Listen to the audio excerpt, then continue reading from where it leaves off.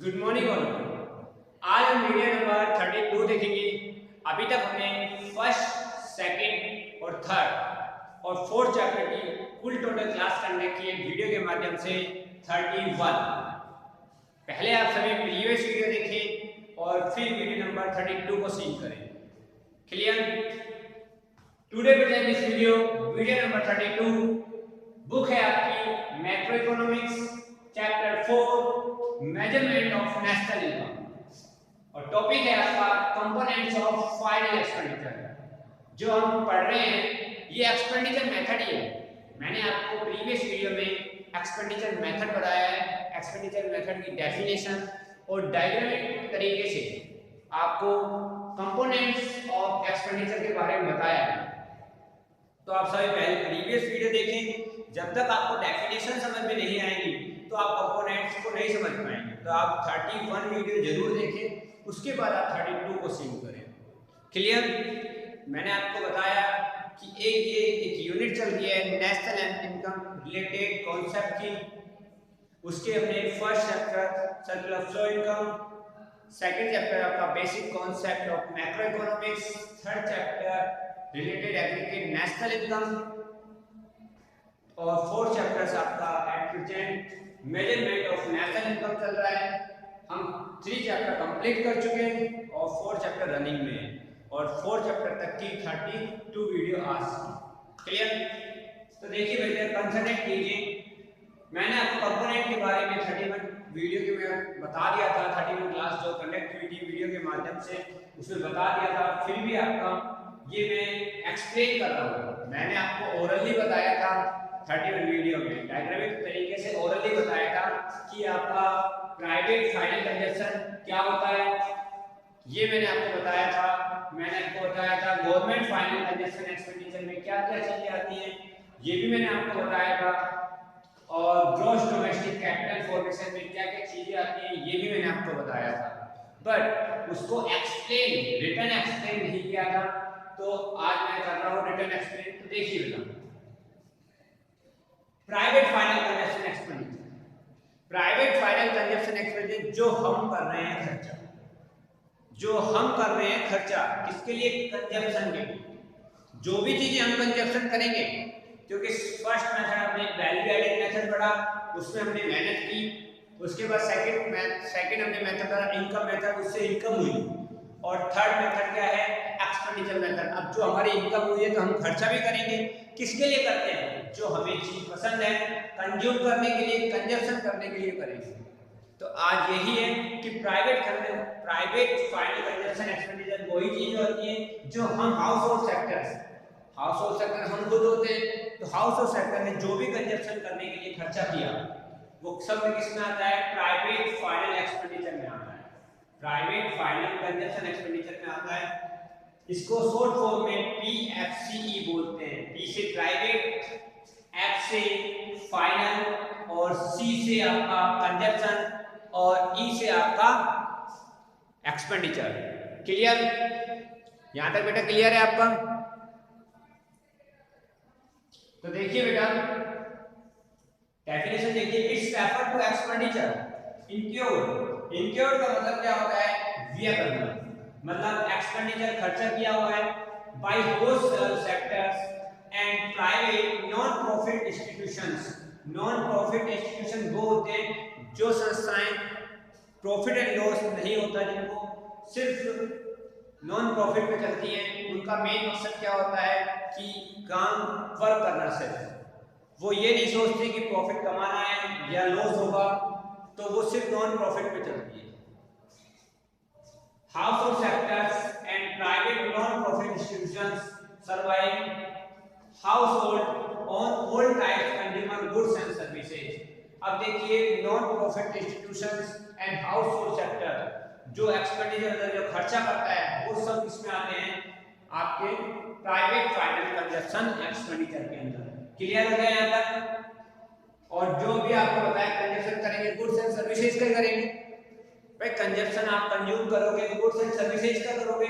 ये सारी चीजें किसमें आती हैं? Private final consumption expenditure.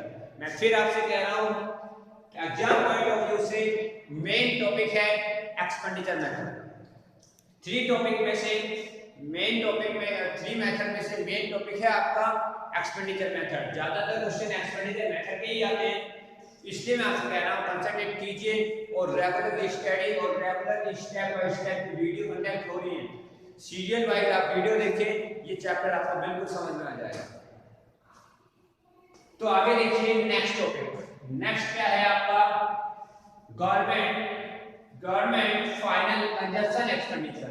अब गवर्नमेंट खर्चा करती है, पहले तो क्या करती थी प्राइवेट सेक्टर में, हाउस होल्ड सेक्टर। अब गवर्नमेंट खर्चा करती है consumption expenditure. It's refer to expenditure include by the general government and various administration service.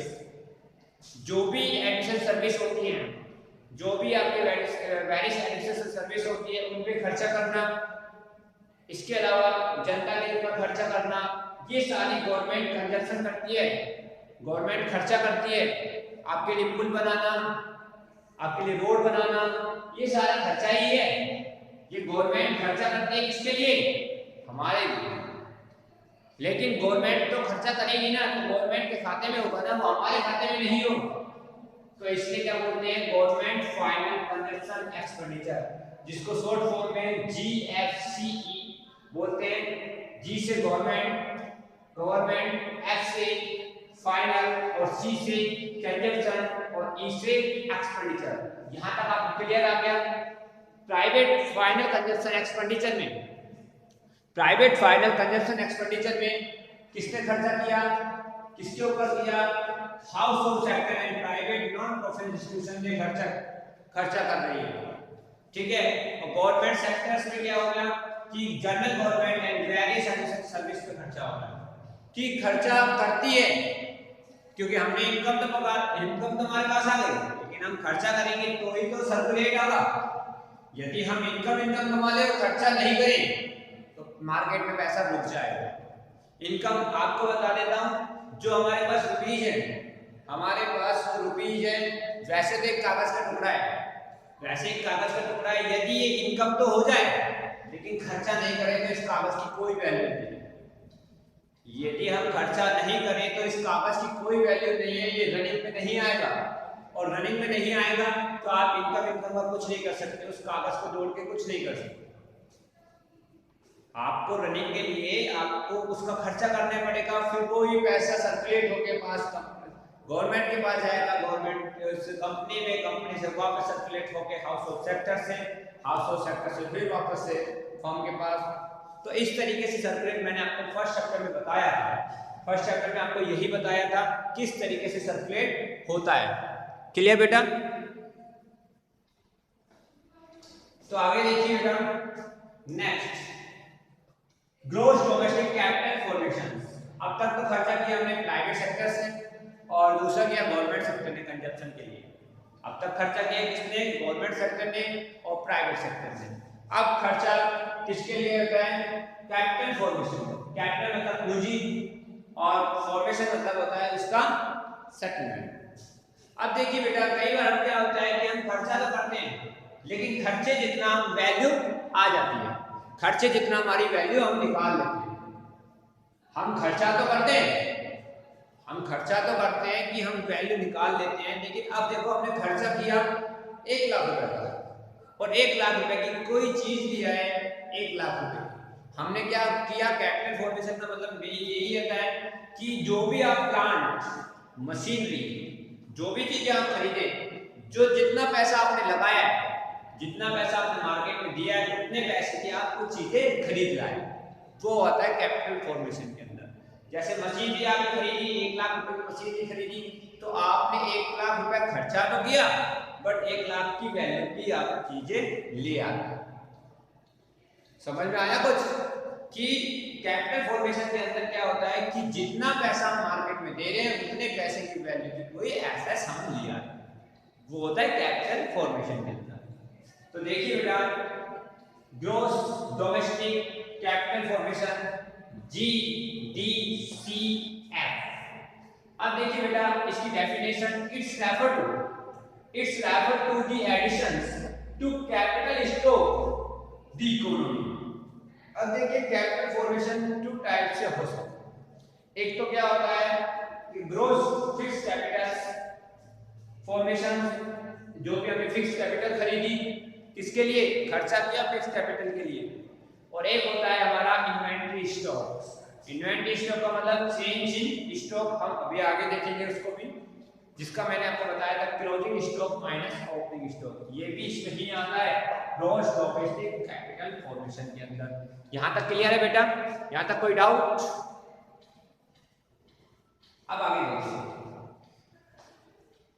Gross fix capital formation के अंदर देखिए it's refer to the expenditure, खर्चा किया गया, इंक्योर का मतलब होता है व्यय करना, परचेज ऑफ फिक्स्ड एसेट्स, हमने खर्चा किसके लिए किया, परचेज करने के लिए, कौन सी एसेट्स, फिक्स्ड एसेट खरीदने के लिए खर्चा किया, तो वो सारी कैपिटल, क्योंकि हमारी कैपिटल बढ़ गई ना उससे हमारी क्या है कैपिटल बढ़ गई है, तो कैपिटल के लिए हमने खर्चा किया, ठीक है, हमने फिक्स एसेट खरीदने के लिए हमने खर्चा किया। और फिक्स एसेट कौन सी, प्लांट मशीनरी, ये सारी फिक्स एसेट्स है। ग्रॉस फिक्स कैपिटल फॉर्मेशन, यहां तक क्लियर है आपका, यहां तक कोई डाउट? तो बेटे देखिए मैं फिर आपसे कह रहा हूं कि जो भी आपको मैं पढ़ा रहा हूं साथ साथ आप नोट्स बनाते जाइए, आप नोट्स नहीं बनाओगे तो प्रॉब्लम होगी, ठीक है, तो आप साथ साथ स्टडी करिए, फोकस करिए, क्योंकि आपको एग्जाम पॉइंट ऑफ व्यू से सेम टाइम पे एग्जाम है, आपके एग्जाम फॉर्म निकल भी गए हैं, एग्जाम फॉर्म आपको फिल करने हैं, तो आपको आपका ये मत समझो पेपर नहीं होगा, ऐसे कैसे होगा, ये सब कुछ मैनेज गवर्नमेंट बोर्ड जो कर रही है, बोर्ड का काम रनिंग में है, आपके एग्जाम फॉर्म भी निकले हैं और साथ साथ आपके एग्जाम की डेट शीट भी आ चुकी है, तो इसलिए आप ये मत सोचिए कि हमारे एग्जाम नहीं होंगे, बिल्कुल प्रॉपरली जैसा आप पढ़ते हैं स्कूल में ऐसा ही पढ़े, ऑनलाइन से भी ऐसा ही पढ़े। इस टाइम आपको पता है कि ऑनलाइन से वर्क करना सबके लिए मजबूरी है, लेकिन आपको पढ़ना है, क्लियर? अब देखिए बेटा यहां तक आपको आ गया, यहां तक का टॉपिक क्लियर है, तो यहां तक का स्क्रीनशॉट ले लीजिए एक बार आप, जिससे नोट्स बनाने में कोई डाउट नहीं हो, कोई प्रॉब्लम नहीं आए। यदि किसी बच्चे को क्लियर नहीं दिख रहा तो आप मेरे पास कमेंट्स बॉक्स में लिख सकते हैं, कोई को क्लियर नहीं दिख रहा तो मैं उसके पास नोट सेंड कर दूंगा। यदि किसी बच्चे को ऐसा लग रहा है कि हमारे पास नोट्स नहीं बन पा रहे हैं तो मैं नोट्स की पीडीएफ भी आपको सेंड कर दूंगा, तो आप मेरे कमेंट बॉक्स में मैसेज कर सकते हैं बेटा, ठीक है, क्लियर है?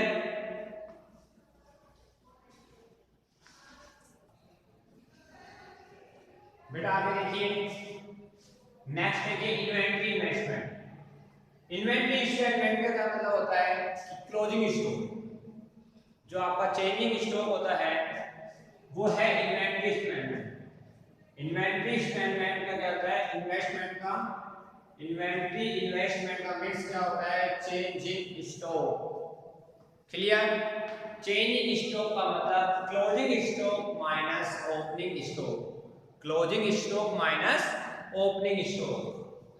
It's referred to the physical change in the stock of raw material, semi finished goods, आधा बना हुआ जो भी आपका finished goods है, and finished goods laying with the producer। Means क्या है कि जो भी आपका ओपनिंग स्टॉक है, जो भी आपका क्लोजिंग स्टॉक है, उसको माइनस कर दीजिए, आपका क्या आ जाएगा, inventory investment, clear? Inventory clear है यहां तक?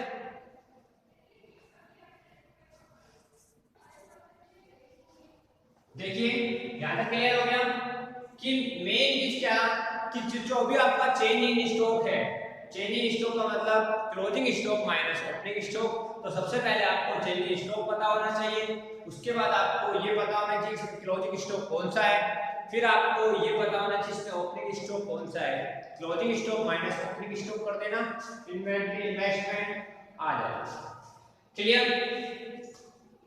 तो देखिए बेटा आगे आता है नेट एक्सपोर्ट। अब मैंने आपको बताया था नेट एक्सपोर्ट में दो चीजें आती हैं, इंपोर्ट और एक्सपोर्ट। एक्सपोर्ट का मतलब क्या होता है, हमने इंडिया से बाहर फॉरेन कंट्री में भिजवाया माल, एक्सपोर्ट किया। इंपोर्ट का मतलब हमने फॉरेन कंट्री से इंडिया के अंदर माल दिया, वो होता है इंपोर्ट। देखिए कैसे, net export it's refer to difference between export minus import. Export minus import करना of a country during period 1 year. एक साल के अंदर जो भी आपने एक्सपोर्ट किया और माइनस इंपोर्ट कर कर क्या निकल जाता है, नेट एक्सपोर्ट। क्या निकलता है बेटा, नेट एक्सपोर्ट। यहां तक आपका क्लियर हो गया? यहां तक आपका कोई डाउट? तो देखिए बेटा, it's refer to the difference between export and import. Export and import of a accounting of a country during a period of 1 year। एक साल के अंदर जितना भी आपने एक्सपोर्ट किया और इंपोर्ट किया उसको माइनस कर क्या निकलता है, नेट एक्सपोर्ट। क्लियर? अब देखिए एक्सपोर्ट क्या होता है, एक्सपोर्ट को एक्स से डिनोट करते हैं। एक्सपोर्ट को किससे डिनोट करते हैं, एक्स से। It's referred to the expenditure the foreign on the purchase of domestic product। मतलब एक्सपोर्ट का मतलब क्या हुआ कि फॉरेन कंट्री ने परचेज किए क्या, इंडिया से बने हुए goods, domestic product. Clear? Export का मतलब हमने बाहर माल भिजवाया, इंपोर्ट का मतलब हमने बाहर से माल लिया। क्लियर? उसको एक्स से डिनोट करते हैं। इंपोर्ट को किससे करते हैं डिनोट, एम से। It's refer to expenditure by the resident of the foreign product. हमने रेजिडेंट मतलब हमने मंगवाए कहां से, फॉरेन प्रोडक्ट मंगवाए फॉरेन सेक्टर से। ठीक है, वो होता है इंपोर्ट। आज के टाइम में इंडिया एक्सपोर्ट कम करता है, इंपोर्ट ज्यादा करता है। मैं फिर आपसे कह रहा हूं, इंपोर्ट का जो एक्सपोर्ट कितना करता है, सिर्फ 1%। इंडिया जो एक्सपोर्ट करता है सिर्फ 1% करता है और इंपोर्ट 99% इंपोर्ट करता है, क्योंकि हमारे यहां डोमेस्टिक चीजें बहुत कम है। क्योंकि भारत के अंदर जो भी कंपनी है फॉरेन सेक्टर्स की है और फॉरेन सेक्टर से कंपनी के कारण फॉरेन प्रोडक्ट आपको अच्छे लगने लगते हैं, आपको अच्छे लगने लगते हैं फॉरेन प्रोडक्ट। क्यों? क्योंकि फॉरेन सेक्टर की कंपनी है, अच्छे प्रोडक्ट बना रही है। ऐसा कुछ नहीं, ऐसा इसलिए है कि फॉरेन सेक्टर ने कंपनी ने यहाँ पे अपना वर्क फैला रखा है और डोमेस्टिक फर्म ने जो डोमेस्टिक चीजें हैं यहाँ की, उनको आप क्या सोचते हैं कि लोकल है और फॉरेन सेक्टर के ओरिजिनल। और ऐसा नहीं होता कि डोमेस्टिक जो फर्म बना रही है वो अच्छी भी हो सकती है आपके फॉरेन सेक्टर से, लेकिन बिलीवनेस नहीं है, क्योंकि फॉरेन सेक्टर्स ने अपने यहाँ पे विद्वान ज्यादा हो चुका है, यहाँ पूरे सेक्टर्स में भारत में फैल चुका है। इसी वजह से विश्वास नहीं होता। इसकी वजह से हम क्या करते हैं, डोमेस्टिक चीजों को तो नहीं खरीदते और फॉरेन चीजों को खरीदते हैं। इसलिए फॉरेन कंपनी ने ही यहाँ पे पूरा व्यापार कर रखा है और इसी वजह से हमारा एक्सपोर्ट ज्यादा है। एक्सपोर्ट ज्यादा है, हम ज्यादा चीजें मंगवा रहे हैं फॉरेन सेक्टर से, इंपोर्ट हमारा कम है। फॉरेन सेक्टर हमसे बहुत कम चीजें मंगाता है, इसी वजह से हमारा इनकम और जीडीपी का कंट्रोल नहीं हो पाता। क्लियर? वो भी हम आगे देखेंगे नेशनल एग्जाम के अंदर आगे। यहां तक आपको क्लियर है? यहां तक आप स्क्रीनशॉट ले लीजिए। यहां पर तक कोई डाउट है तो बताइए। यहां तक कोई डाउट है बेटा? क्लियर? मैं फिर आपसे कह रहा हूं, एक्सपोर्ट को ई से नहीं करते, एक्स से करते हैं। इंपोर्ट को आई से नहीं करते, किससे करते हैं, एम से करते हैं, क्योंकि आई हमारा इन्वेस्टमेंट होता है और इनकम हमारी वाई होता है। क्योंकि हर एक इकोनॉमी के अंदर हर एक चीजें जो भी डिनोट होती है वो सिर्फ एक बार होती है, एक चीजें दो बार नहीं हो सकती। क्लियर? यहां तक का स्क्रीनशॉट ले लीजिए।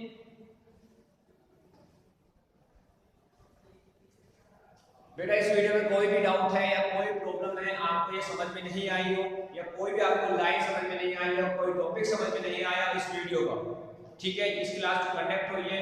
तो कोई भी डाउट है एनीवन, आप मेरे कमेंट्स बॉक्स में लिखिए, जिससे मैं आपका डाउट नेक्स्ट वीडियो नंबर 32 में क्लियर करा सकूं। ठीक है, और साथ साथ आप पढ़ते रहिए और स्टेप बाय स्टेप वीडियो देखते रहिए और नोट्स बनाते रहिए, और कोई भी डाउट है तो मुझसे क्लियर कीजिए। Thank you, have a nice day.